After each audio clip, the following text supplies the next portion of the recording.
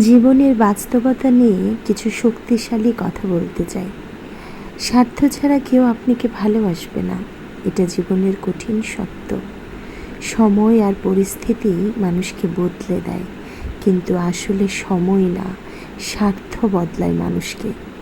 সবাই বলে টাকা সুখ এনে দেয় না, কিন্তু বাস্তবে টাকা না থাকলে সুখ খুঁজে পাওয়াও কঠিন। যে মানুষটা সবচেয়ে বেশি কষ্ট সহ্য করে, সেই সবচেয়ে কম অভিযোগ করে। জীবনে কখনো কাউকে অতিরিক্ত গুরুত্ব দিও না, কারণ যখন তুমি তাদের জন্য অপ্রয়োজনীয় হয়ে যাবে, তখন তারা তোমাকে উপেক্ষা করবে। ভালোবাসা কখনো কাউকে ধরে রাখতে পারে না যদি স্বার্থ না মেলে।